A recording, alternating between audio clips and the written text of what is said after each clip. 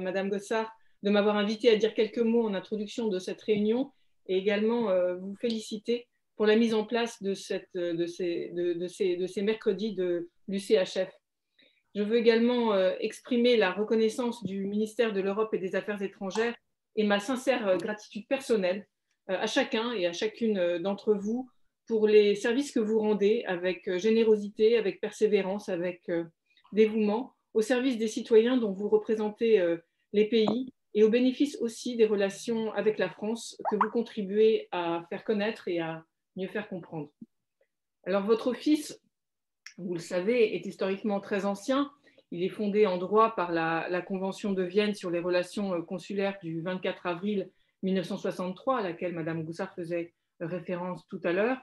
Mais je voudrais souligner, c'est une action, ce sont des missions dont notre époque troublée et ses nombreux défis ne font que souligner combien elle est actuelle et combien son utilité est pérenne.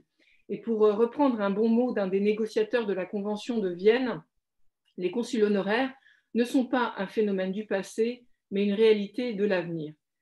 Et les chiffres sont là pour l'attester.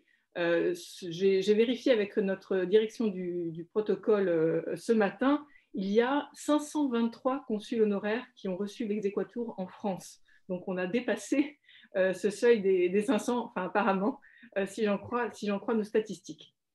Et donc vous constituez un réseau dense sur l'ensemble du territoire français, même si naturellement vous êtes principalement dans et autour des grandes villes que sont Lyon, Marseille, Lille, Bordeaux, Nice, Strasbourg, Rouen, Le Havre et Toulouse. Et bien sûr, je ne les cite pas toutes. Et je voudrais donc vraiment souligner, saluer chaleureusement avec reconnaissance votre mobilisation remarquable, en particulier dans la crise sanitaire. Et celle-ci, nous le savons tous, nous en faisons l'expérience quotidienne, c'est une vraie course de fond dans la durée. Elle continue d'imposer des contraintes aux déplacements et aux échanges internationaux. Et elle a provoqué, nous le savons trop bien, une récession économique mondiale. Elle a ralenti les flux commerciaux.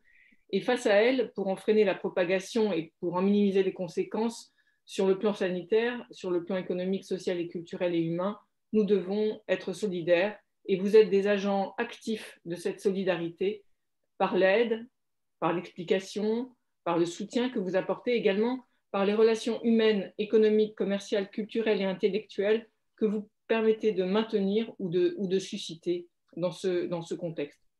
Et les liens à travers les frontières auxquelles vous contribuez, que vous contribuez à maintenir, sont essentiels. Vous apportez en quelque sorte une forme de garantie de confiance dans les relations internationales aujourd'hui. Et il est indispensable de continuer à nourrir et à faciliter ces échanges. Ces échanges sont d'autant plus riches, bien sûr, qu'ils sont ancrés dans la profondeur et dans la diversité des territoires et des régions et ne sont pas limités à des relations de capital à capital. Et c'est particulièrement vrai en matière de diplomatie économique, qui est votre sujet du jour. Diplomatie économique dont vous êtes un maillon important, d'autant que vous avez souvent été nommé en raison de votre réseau, de votre expérience dans les affaires économiques, et que pour beaucoup d'entre vous, vous exercez par ailleurs une activité professionnelle qui vous insère pleinement dans le tissu économique, commercial, industriel français. Nous savons aussi qu'historiquement, la fonction de consul honoraire est intimement liée aux échanges commerciaux dans le pourtour méditerranéen et le développement de comptoirs maritimes, et qu'au fil des siècles, les consuls honoraires ont souvent été principalement choisis parmi les commerçants notables. Et en sus de la protection et de l'assistance aux ressortissants des pays que vous représentez, la diplomatie économique et je dirais aussi la diplomatie culturelle est donc une dimension essentielle de votre mission. Alors, pour retourner vers la Convention de Vienne, que vous savez peut-être déjà par cœur, ou en tout cas que vous allez certainement consulter fréquemment, l'article 5 de cette Convention sur les relations consulaires donne la liste des grandes missions que remplit un fonctionnaire consulaire. Et cet article stipule, entre autres, parmi la douzaine d'alinéas qu'il contient, que les fonctions consulaires consistent notamment à favoriser le développement de relations commerciales, économiques, culturelles et scientifiques entre l'État d'envoi et l'État de résidence et promouvoir de toute autre manière des relations amicales entre eux dans le cadre des dispositions de la présente convention. Le même article indique que figure également au nombre de ces missions le fait de s'informer par tous les moyens licites des conditions et de l'évolution de la vie commerciale, économique, culturelle et scientifique de l'État de résidence et de faire rapport à ce sujet au gouvernement de l'État d'envoi et de donner des renseignements aux personnes intéressées. Donc on voit donc que la diplomatie économique entre pleinement dans vos fonctions. Alors l'étendue de vos compétences en la matière, je pense, doit varier néanmoins, car elle dépend du cadre juridique de vos États d'envoi respectifs. Et il sera sans doute intéressant pour vous de croiser vos regards et vos expériences en la matière. Et je suis particulièrement heureuse que M. Max Maldacker, l'ancien consul général d'Allemagne à Lyon, nous fasse l'honneur de partager son expérience à ce sujet aujourd'hui. Alors pour ce qui concerne la France, je peux vous assurer que tous nos consuls honoraires, et alors nous en avons presque 500 à travers le monde, on a exactement 497 consuls honoraires dans 98 pays, prennent toute leur part à la mise en œuvre de la diplomatie économique. Par leur connaissance fine de leur pays, ils sont souvent de véritables apporteurs d'affaires pour les opérateurs économiques français, et à ce titre, ils sont mis à contribution par les différents services de l'ambassade et du ministère de l'Europe et des Affaires étrangères. Nous avons en effet au ministère, au sein de notre direction générale de la mondialisation, une direction de la diplomatie économique qui a été mise en place dans sa forme actuelle au moment où Laurent Fabius était ministre, direction de la diplomatie économique qui pilote notre diplomatie économique et qui, à ce titre, pilote notamment le suivi sectoriel des entreprises à l'export. Elle coordonne les travaux des personnalités qui sont chargées de fédérer les secteurs prioritaires à l'export, mais elle assure aussi la tutelle des opérateurs qui interviennent en matière de diplomatie économique comme Business France ou de tourisme comme Atout France, qui sont des opérateurs que vous connaissez sans doute. La direction de la diplomatie économique soutient le développement international des entreprises françaises. Elle participe au renforcement de l'attractivité de la France pour les acteurs économiques internationaux et elle contribue aussi à l'analyse économique de la mondialisation ainsi qu'à la définition au niveau européen et international de sa régulation et de sa gouvernance. Voilà pour ce qui concerne, je dirais, notre architecture institutionnelle au ministère. Pour en revenir à vous, et c'est l'essentiel, à vos activités et à vos fonctions, on voit bien qu'on est dans un moment charnière. On est à un moment où se profile déjà la sortie de la crise sanitaire au cours des prochains mois. Et donc, nous nous tournons tous vers les perspectives de relance économique qui s'annoncent. Et au vu des prédictions du FMI et de la Banque mondiale, elles s'annoncent plutôt bonnes. Alors, nul doute que vos missions et vos compétences vont être mises à contribution pour faciliter ce redémarrage. Et vous êtes de formidables relais pour faire connaître les pays que vous représentez en France, leurs entreprises, mais également pour faire comprendre, et j'espère aimer la France aux concitoyens des pays que vous représentez. En tout cas, je ne voudrais pas vous quitter sans vous redire que le ministère est à votre écoute et que nous nous efforcerons toujours de répondre aux questions qui se posent. Sur ces mots, je vous souhaite une excellente discussion et je vous souhaite tout le meilleur pour les semaines et les mois qui viennent. Un très grand merci. C'est beaucoup. Je note notamment cette phrase que je ne connaissais pas, le consul honoraire n'est pas un phénomène du passé, mais une réalité de l'avenir. Et je crois qu'effectivement, comme vous le disiez en conclusion, sur cette dimension économique, on va être de plus en plus sollicité et dans les deux sens, c'est-à-dire qu'effectivement, il s'agit de faire venir les entreprises françaises dans nos pays, mais aussi de montrer à nos entreprises en quoi la France peut aussi être un débouché et proposer de belles opportunités. Encore merci à vous. On va passer la parole à Max Maldacker. Merci beaucoup. Voilà. Madame la Présidente, chers collègues, vous m'entendez, oui? Oui. Oui, très bien. Merci beaucoup, Madame la Directrice Générale Adjointe, pour ces mots d'introduction qui étaient très intéressantes. Deux, trois mots sur moi-même. Je suis né en 1955 à la Forêt-Noire. Après mes études et le service militaire, j'ai joint la diplomatie allemande en 1983. J'étais en poste aux États-Unis, au Bangladesh, mais surtout en Europe, à deux reprises auprès de l'Union européenne à Bruxelles, une fois entre 1995 et 1999, responsable pour les relations avec le Parlement européen, et puis entre 2007 et 2008, autant que chef du protocole de la présidence allemande à l'Union européenne. Entre-temps, j'étais à Londres, conseiller politique, j'étais au Bundestag, j'étais directeur de cabinet de la ministre adjointe aux Affaires étrangères, j'étais à Paris autant que directeur de presse auprès de l'OCDE et pour finir en beauté, mon dernier poste était consul général à Lyon où j'ai quitté mes fonctions l'année passée. Évidemment, l'économie, le commerce était toujours une tâche importante pour les consuls. Et pour ajouter aux beaux exemples historiques de Madame la Directrice Générale Adjointe, je vais ajouter un exemple littéraire. Quand Thomas Mann a reçu le prix Nobel de littérature en 1929, il a surtout reçu pour son roman Buddenbrooks. Buddenbrooks qui montre le déclin d'une famille de la grande bourgeoisie à Lübeck, ville ancientique à la mer Baltique. Et Thomas Buddenbrooks, qui est le héros du roman, est consul honoraire du royaume des Pays-Bas à Lübeck. Donc, déjà dans la grande littérature, le consul honoraire joue un certain rôle. Ce que je vais vous raconter un peu aujourd'hui sont surtout des exemples très pratiques du travail de tous les jours, ce qu'on peut faire dans l'économie et le commerce. Et je commence avec des problèmes que chacun et chacune de vous confronte dans ce métier. Je m'excuse d'avance si je dis certaines choses qu'un tas de gens savent déjà, connaissent déjà. Certains parmi nous sont consuls honoraires depuis des décennies, d'autres viennent de l'être.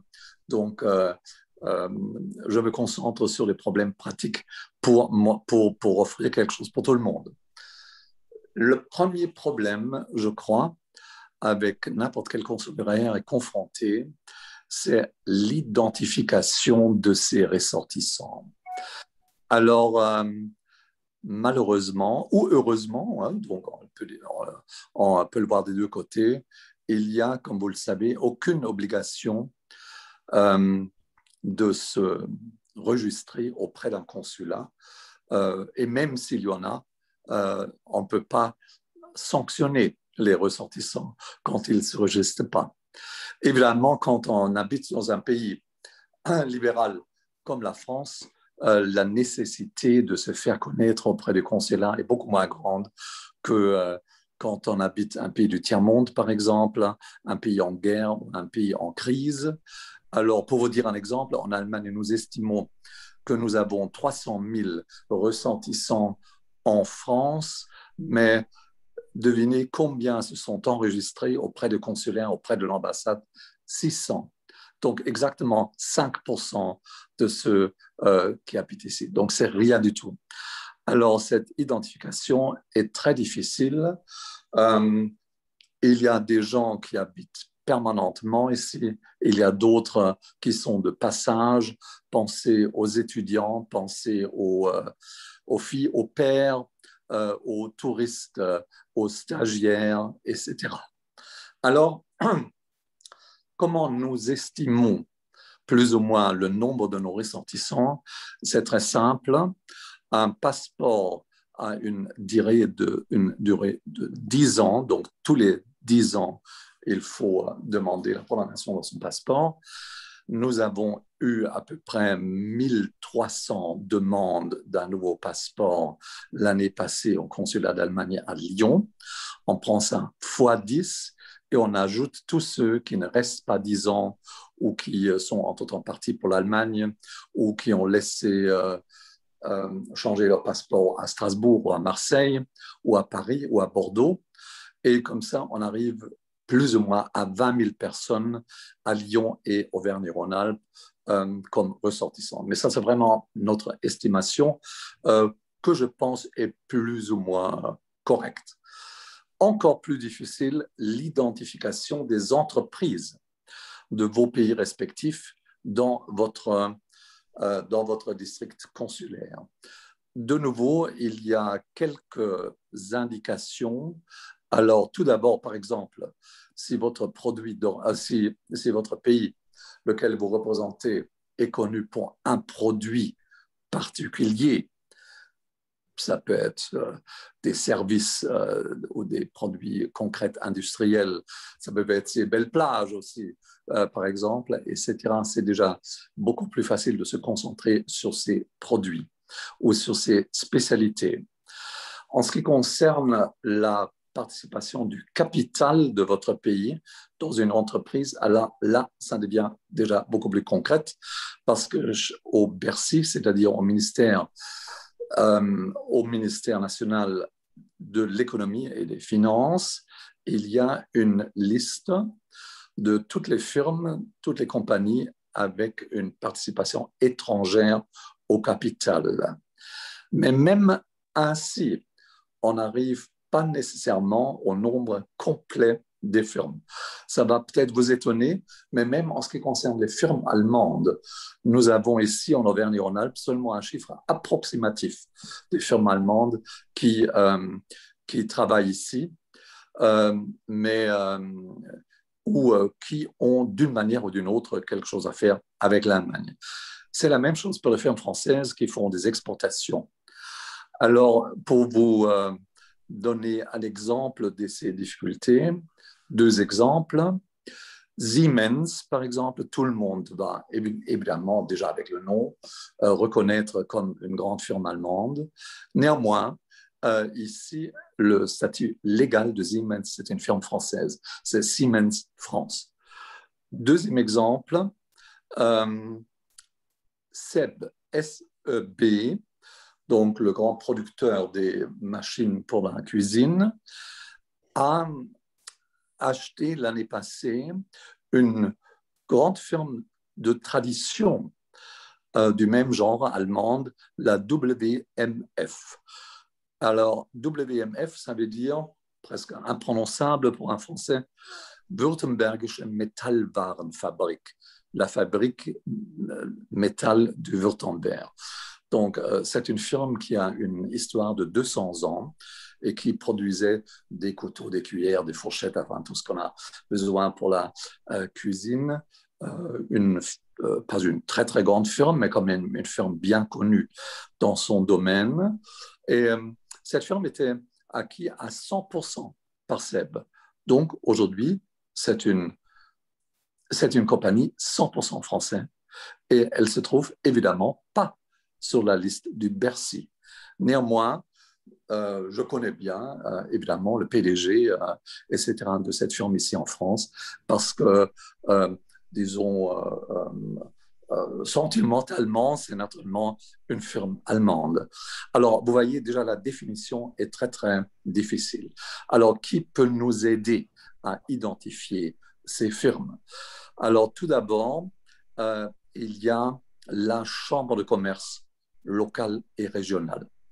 Ce sont des institutions, Chambre de commerce et industrie, qui fonctionnent très, très bien, qui ont une vue compréhensive sur la scène industrielle et commerciale dans votre région. Et la Chambre de commerce et d'industrie de Auvergne-Rhône-Alpes, par exemple, publie chaque année une petite brochure que je vous montre, chiffres clés Auvergne-Rhône-Alpes. La dernière édition date de 2019. J'attends maintenant la nouvelle édition de 2021 à cause du Covid, etc. Il y avait certains problèmes. Dans ces chiffres clés, vous trouvez des informations très intéressantes. Globalement, d'abord, en ce qui concerne les différents secteurs du commerce et de l'industrie.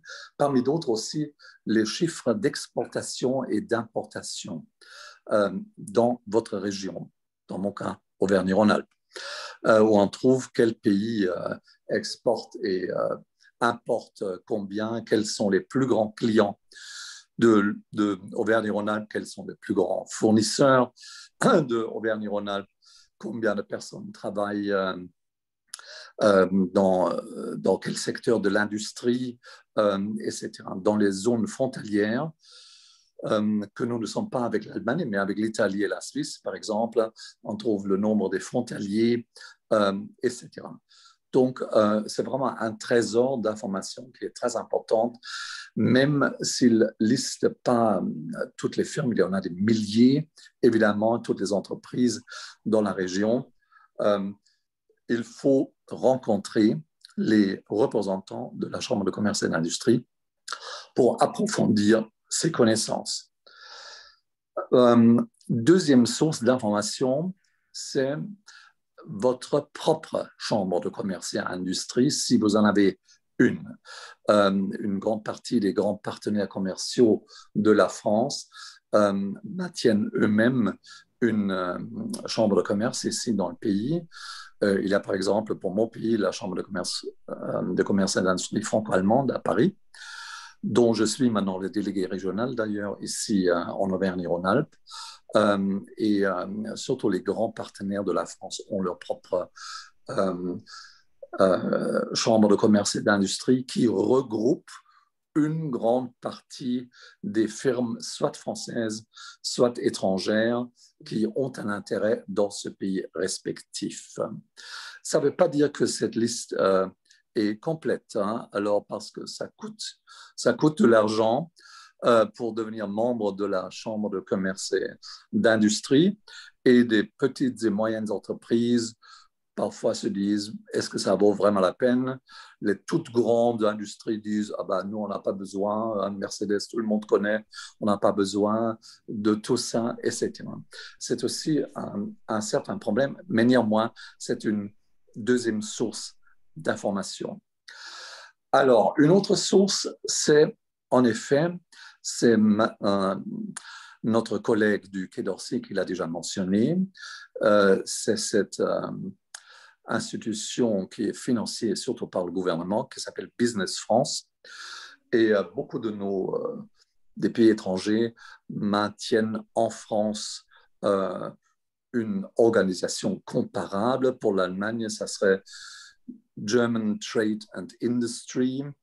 Bon, comme les Français ont choisi maintenant le mot anglais, comme pour le Business France, mais c'est notamment la langue du commerce international, qui a comme but de promouvoir l'exportation française à l'étranger et en même temps des importations et des investissements, il y a ces deux éléments, en France, des investissements étrangers. Donc ça, c'est également une des organisations qui est très valable en ce qui concerne les informations sur les activités des firmes qui sont origines de votre pays ou des firmes françaises qui veulent exporter dans votre pays. Quatrième source extrêmement importante et pour l'instant malheureusement handicapée par la crise sanitaire, c'est les salons. Les salons qui se tiennent sur différents thèmes, surtout dans des grandes villes économiquement importantes. En France, je cite maintenant 2 ici à Lyon, qui sont d'une importance au moins européenne.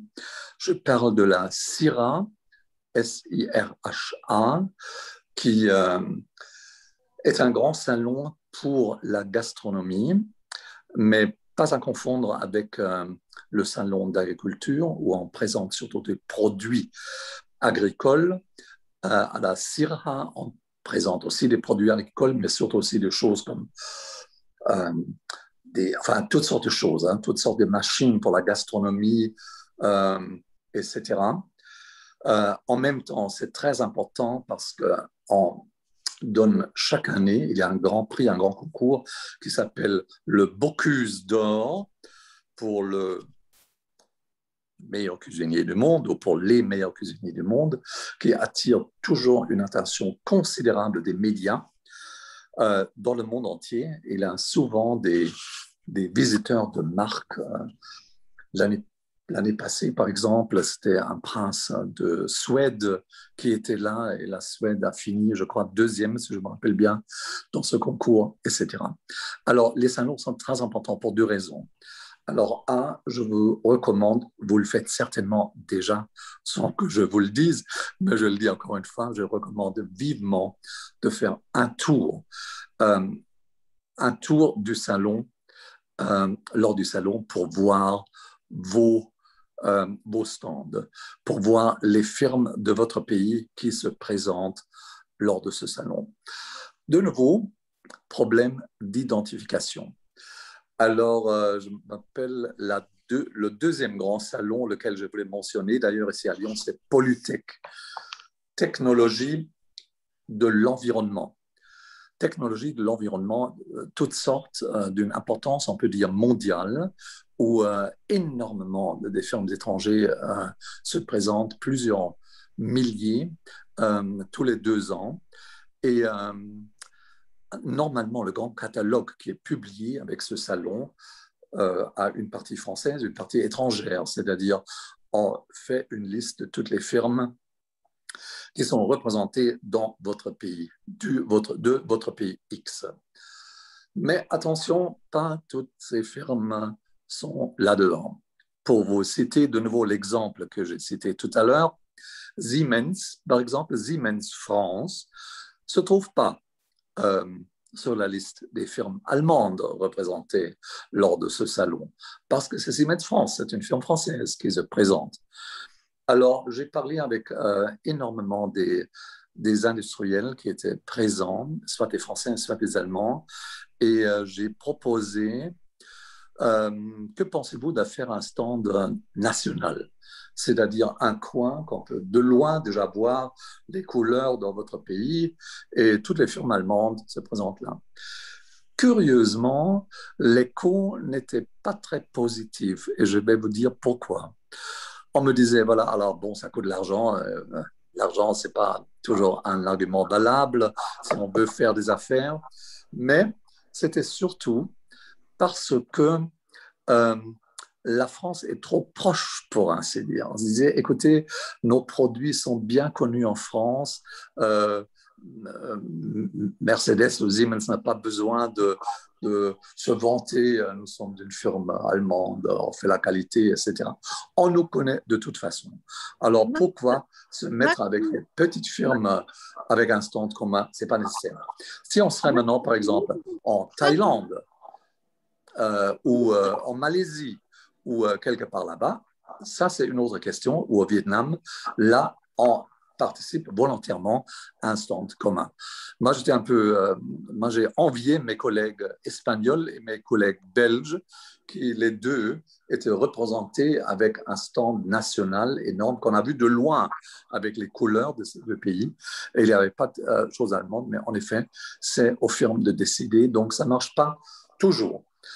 Alors, ça sont les 4 sources les plus importantes, des sources d'information pour s'informer qui est important pour votre pays, soit pour l'exportation, soit pour l'importation, etc. Je touche maintenant pas le thème du tourisme, qui est un thème d'une grande importance pour beaucoup de pays, parce que ça me semble être quelque chose qu'il faut traiter tout à fait à part, peut-être lors d'une autre soirée qu'on pourrait organiser. parce que là, il y a d'autres critères, il y a d'autres éléments qui sont importants. Donc, tourisme, évidemment, ça va sans dire, est très important également. Mais pour l'instant, aujourd'hui, je me concentre sur industrie et commerce traditionnel. Max, excuse-moi de Oui. t'interrompre. Pour qu'on puisse tenir le délai, est-ce que tu pourrais conclure pour qu'on puisse passer aux questions-réponses? Ah oui, bien sûr. J'ai presque terminé d'ailleurs. Merci. J'ai presque terminé. J'avais encore, il y a une chose que tout le monde s'occupe d'un jour ou l'autre, ce sont des voyages de délégation d'informations pour le présenter aux players dans votre région qui sont importants. Souvent, les consuls honoraires sont la première adresse dans une ville à laquelle on téléphone, etc. Un autre élément, c'est les jumelages entre des villes qui amènent parfois des contacts intéressants et parfois très, très curieux. Et puis, il y a évidemment encore la presse spécialisée, des magazines économiques, commerciaux spécialisés dans certains domaines. Alors là, je vous ai listé maintenant une longue liste des contacts possibles. Beaucoup, vous connaissez peut-être déjà, ou certainement déjà, mais pour finir, je termine avec 3 exemples de 3 firmes que j'ai visitées, qui sont tout à fait différents, et qui montrent un tout petit peu ce qu'on peut faire. Je commence avec la plus grande. C'est Boehringer Ingelheim. Boehringer Ingelheim est World Market Leader en médecine animale, qui ont fait un investissement énorme de 230 millions d'euros il y a 2 ans ici à Lyon pour construire un laboratoire. Malgré le fait que je n'ai pas de rôle spécifique dans j'ai accompagné cet investissement, notamment aussi avec simplement ma présence lors de l'ouverture, lors des congrès, etc. Souvent, la simple présence a déjà un caractère symbolique très, très important. Deuxième exemple, une firme moyenne qui s'appelle Winterhalter France. Winterhalter, aussi très important, c'est un World Market Leader avec la production des machines à laver professionnelles pour des cantines, pour des grands restaurants, pour des grandes firmes, pour des ministères, etc.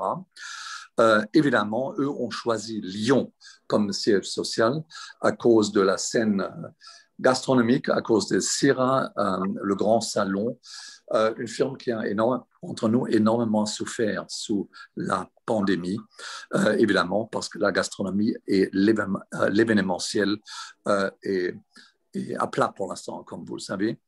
Et le troisième et dernier exemple, un petit exemple plutôt charmant, j'ai visité il y a 1 an et demi peut-être l'huilerie du Beaujolais.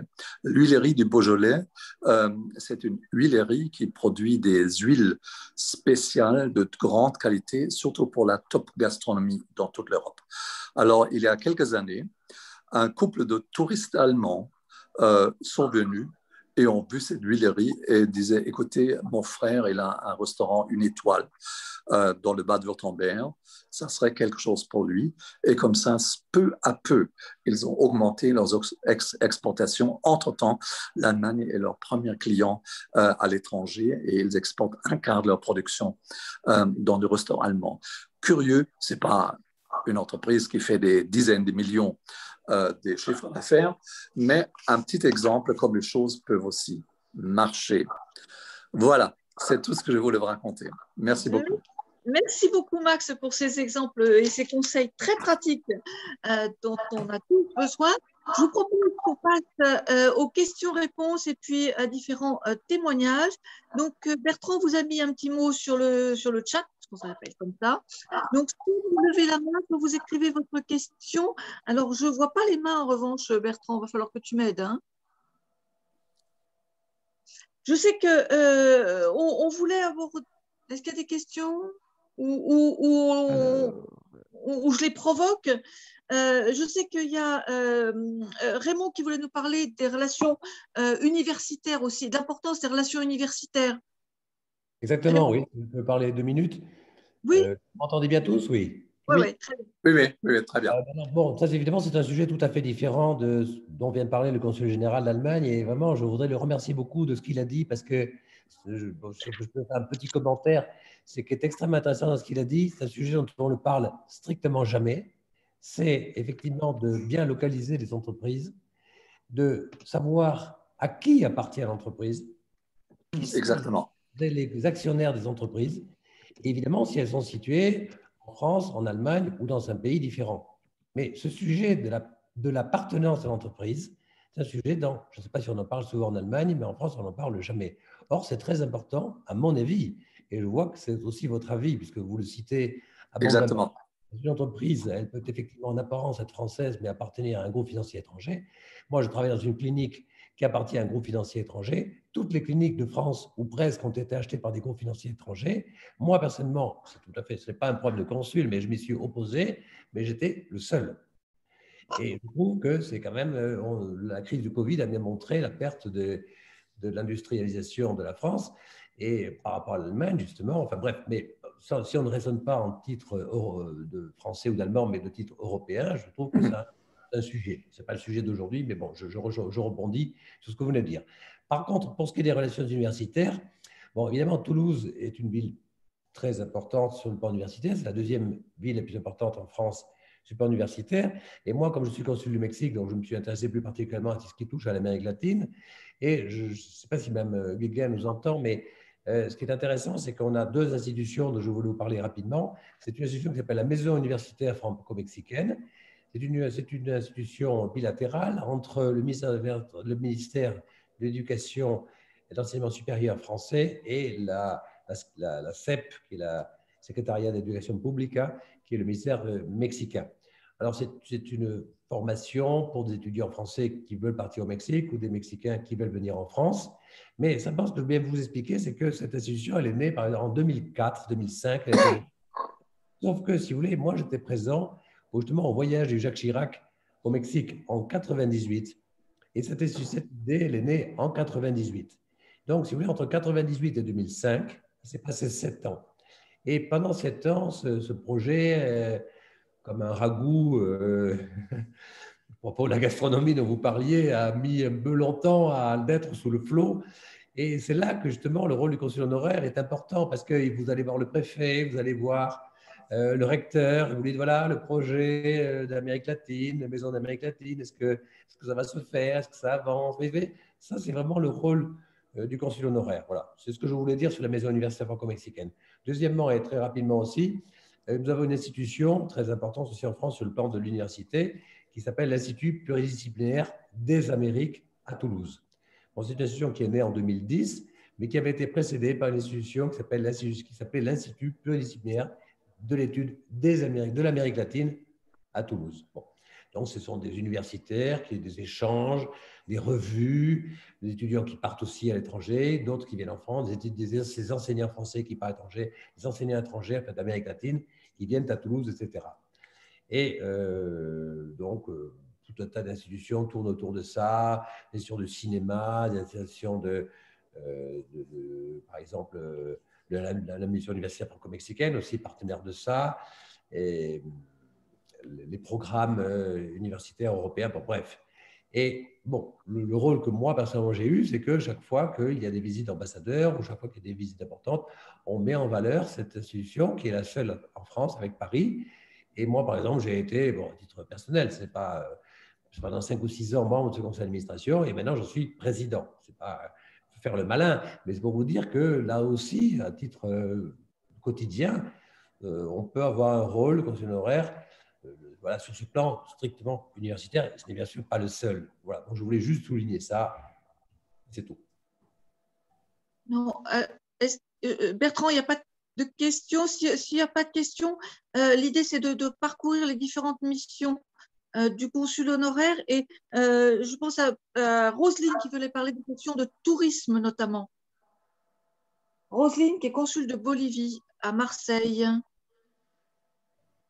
Oui, Alors, si bonjour à tous, j'avais éteint mon micro. Bonjour à tous. Oui, je crois que Anne-Marie m'a choisi pour parler du tourisme, car je suis la seule consul honoraire en France, consul tout court, pour représenter mon pays. Et ça, c'est une chance et une malchance à la fois.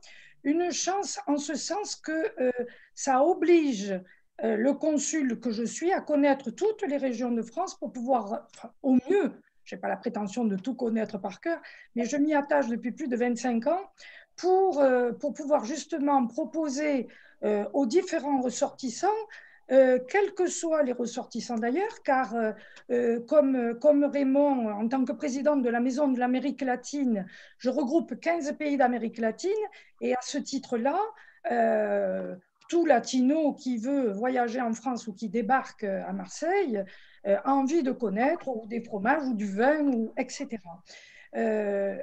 Chance également dans l'autre sens, dans la mesure où le Français qui souhaite se rendre à l'étranger a des aspirations différentes qui sont propres à nos pays.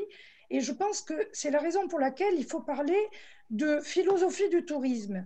Et ceci implique de connaître de façon précise ce que recherche le Français qui souhaite aller à l'étranger. Et ce qu'il recherche n'est pas forcément propre à votre pays, mais à une zone touristique.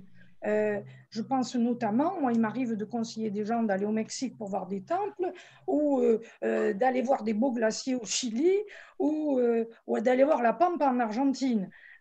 Évidemment, chaque pays d'Amérique latine doit être bien connu pour orienter au mieux le touriste ou le touriste potentiel, selon différents critères qu'il faut recenser, notamment l'âge, la forme du voyage, s'il voyage en groupe ou individuellement, ce qu'il recherche, le temps dont il dispose. Ce sont des critères à prendre en compte pour faire au mieux, en tant que consul honoraire, notre rôle de bon guide, entre guillemets, non seulement touristique, mais également de guide au plus près du voyageur. D'autant que ce tourisme, à mon sens, est une des ressources principales de la France. Hein. Ce n'est pas pour rien que Paris est la ville la plus visitée du monde et que la France est le premier pays touristique du monde. Donc, ce n'est pas pour rien. Hein.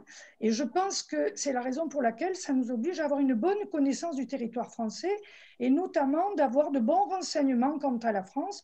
Et c'est la raison pour laquelle tous ces postes économiques que vous nous signalez, les consuls honoraires de différents autres pays, ça nous est utile. Je pense que c'est en ce sens que notre petit vade-mecum que nous mettons en place sera d'une parfaite utilité pour les uns et les autres. D'autre part, je pense que, outre notre rôle très important actuellement au niveau social dû à la maladie, doit également faire partie intégrante de la partie des renseignements touristiques.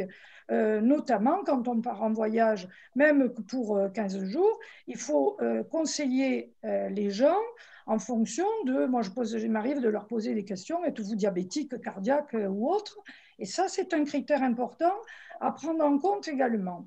Un autre aspect qui est important lorsqu'on veut parler du tourisme dans un sens ou dans l'autre, c'est-à-dire en tant que pays d'accueil, la France, ou pays d'envoi, c'est de prendre en compte tout ce qui peut être utile sur le plan juridique. On ne l'a pas évoqué, mais souvent les gens font preuve d'ignorance quant au visa, quant à la façon de se vêtir pour certains pays qu'il faut respecter, à l'aspect juridique et les informer sur ce plan-là.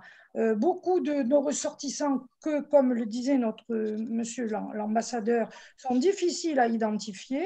Il est prudent, lorsque les gens voyagent dans un sens ou dans l'autre, de les prévenir de certains écueils ou de certaines exigences qu'ont certains pays pour pouvoir accueillir ou pour pouvoir envoyer des ressortissants des différents pays de l'Europe ou du monde. Donc, je pense que le tourisme, en tant que que vraiment ressource principale pratiquement de tous les pays du monde. Le tourisme est devenu vraiment une ressource économique pour tout pays et qu'il est donc important, nous, de nous rapprocher de nos consuls généraux qui souvent arrivent pour un temps relativement court sur notre territoire français, de fréquenter ces gens-là pour recueillir le maximum d'informations sur ces pays. Et je pense que cette collaboration est très importante. Oui, Roselyne, tu as tout à fait raison et d'insister aussi sur le fait que c'est dans les deux sens. Comme pour le domaine économique, comme pour le domaine universitaire, le tourisme, c'est dans les deux sens, c'est-à-dire faire connaître nos pays et faire connaître la France. Et on a vraiment dans les deux sens. Tu faisais allusion, Roselyne, au Vademecum, j'en dis deux mots avant de laisser la parole à Pia et à Bruno. On est en train de travailler, on vous enverra à tous un petit mot là-dessus, sur ce qui pourrait être un vademecum du consul honoraire. L'idée, c'est que on a, dans le livre précédent, vous nous avez raconté vos meilleurs souvenirs. Là, il s'agit de vous raconter vos pires souvenirs. On a tous eu à traiter les accidents de voiture, les prostituées, les prisonniers, les morts, les suicides, etc. Et quand on arrive dans une fonction consulaire, il faut le traiter aussi. Donc, les raconter nos pires souvenirs, la façon de les traiter et surtout en faire un guide de conseils. C'est-à-dire, après l'anecdote, quels sont les conseils, qu'est-ce qu'il faut faire après. Donc, on vous sollicitera pour ressortir vos pires souvenirs. Et on a déjà un éditeur qui est intéressé par ce vademecum du consul honoraire qui sera dans la suite du bouquin qu'on a sorti à l'Harmattan il y a 2 ans et qui avait très bien fonctionné. Ne pas oublier les visites aux prisonniers, Sabine a tout à fait raison. Je pense que c'est un rôle, ça fait partie vraiment de nos missions et il faut en parler. Il y a justement Pia qui voulait aborder l'aspect social et puis Bruno, un autre point important, c'est le lien avec les communautés. Donc, Pia, alors consul de Suède à Nantes. Bonsoir. Alors, je tenais à remercier M. Maldaker pour le côté très pratique de l'identification des entreprises dans la région.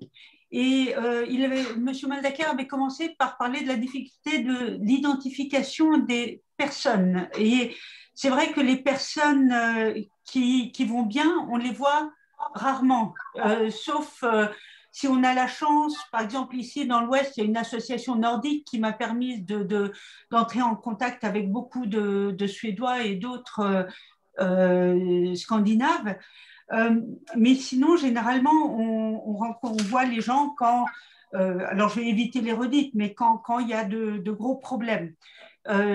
Par contre, il y a quand même des anecdotes amusantes. Une fois, j'ai pu téléphoner à un monsieur pour lui dire que j'avais dans la main son permis de conduire et il n'avait pas encore réalisé qu'il l'avait perdu. Parce que quelqu'un l'avait trouvé sur un parking et savait qu'ici, il y avait le consulat de Suède, le permis était suédois, la personne est venue me l'apporter et c'était… donc, ça arrive aussi. Sinon, côté social, c'est sûr qu'en ce moment… c'est important d'être présent, de montrer avec le Covid que les personnes ne sont pas seules, que nous sommes là. Voilà.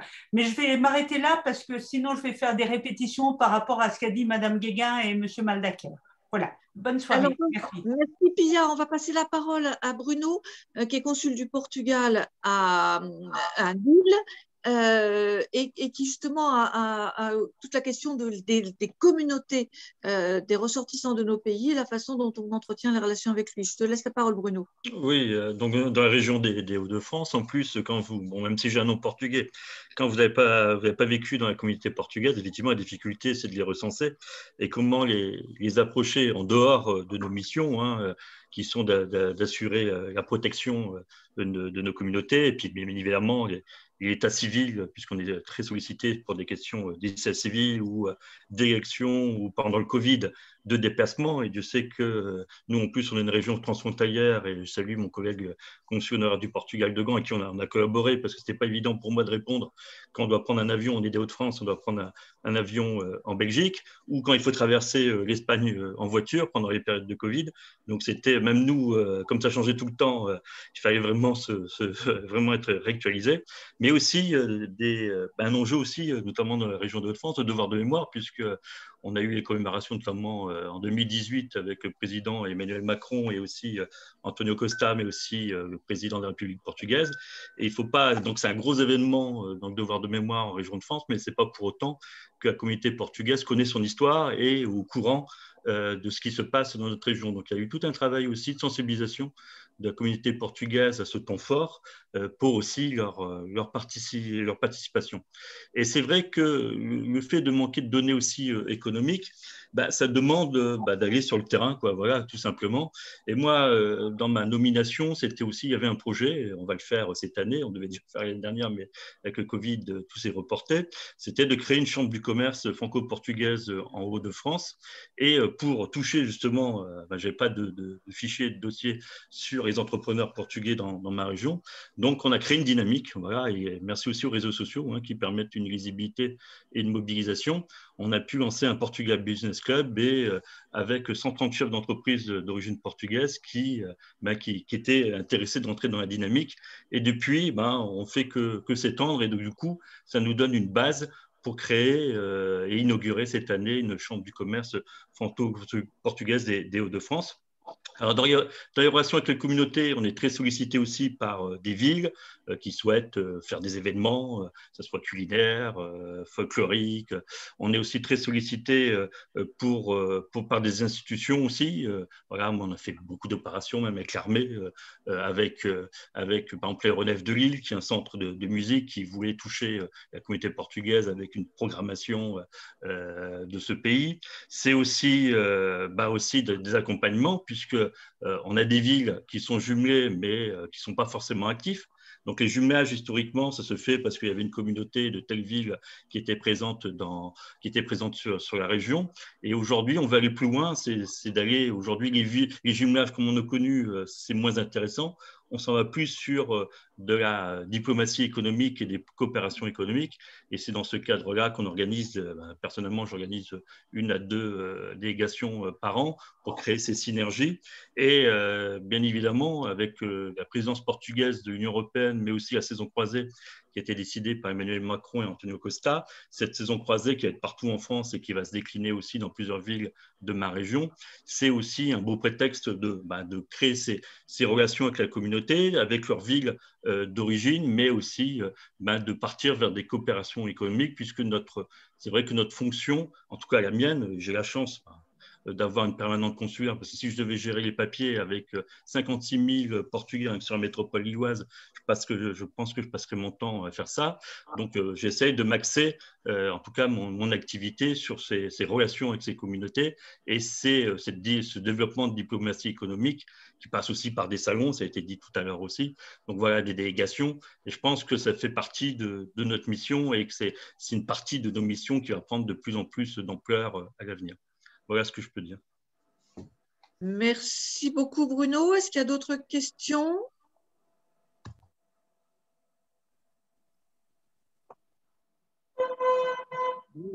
Alors, s'il n'y a pas d'autres questions, je vais laisser le mot de la fin à Raymond pour conclure cette réunion et vous donner rendez-vous le 19 mai prochain avec Alain Lamassoure.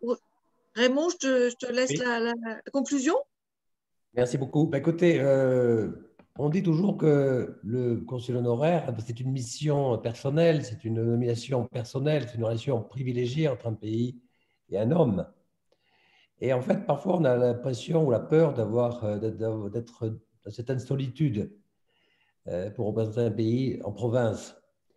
Et c'est l'idée que nous avons défendue depuis une vingtaine d'années à l'UCHF, d'essayer de regrouper toutes les compétences, toutes les intelligences des consuls honoraires français en communion, bien sûr, avec les corps consulaires dans les grandes villes. Mais je voudrais dire qu'on n'est pas tout à fait seul quand même, parce qu'il faut souligner la grande qualité des relations que nous avons généralement avec les représentants de l'État, et en particulier avec les préfets de région, qui sont souvent des hommes particulièrement choisis et particulièrement compétents, et d'autant plus que maintenant, auprès d'eux, il y a ces conseillers diplomatiques qui sont eux aussi en relation avec l'État, mais aussi plus précisément avec le ministère des Affaires étrangères. Donc, l'Union des conseillers honoraires, nous avons voulu depuis quelques années créer des relations privilégiées avec le ministère des Affaires étrangères, avec M. Parent, avec vous, Mme Guéguin. Et nous gardons, comme tu l'as rappelé, Anne-Marie, le souvenir de cette rencontre extraordinaire avec Laurent Fabius, qui était ministre des Affaires étrangères à ce moment-là. Et nous l'avons vanté l'idée de la synergie du travail que pouvaient avoir les 500 consuls qui représentent la France à l'étranger et les 500 consuls français qui représentent des pays étrangers. Et il avait été sensible à cette idée que les consuls honoraires, finalement, étaient aussi des compatriotes et qui pouvaient avoir donc une vision ensemble pour tous les aspects dont on va parler aujourd'hui, économiques, puisque c'était sa grande idée. Voilà. Donc, on voulait vraiment remercier aujourd'hui d'avoir eu un représentant éminent du ministère des Affaires étrangères, un éminent représentant aussi de la diplomatie allemande. Et donc, voilà, au nom de l'Union des conseillers honoraires, je vous remercie tous les deux et on vous donne rendez-vous pour les prochaines réunions des mercredis de l'UCHF. Écoutez, quelle ponctualité. Merci Raymond, merci à tous. Rendez-vous le 19 mai avec Anna Lamassoure, donc, qui nous parlera de l'enseignement de l'histoire en Europe. Cette réunion sera faite conjointement avec nos amis belges. Merci à tous, bonne soirée, portez-vous bien. Et à bientôt. Encore merci à tous. Merci, monsieur. Au revoir, Marie. Merci, Madame Guéguin. Merci, Madame Guéguin, oui. Merci. Merci beaucoup. Merci à vous, c'était superbe. Merci infiniment. Merci aux Belges. Au revoir. Merci. Au revoir, merci. Merci.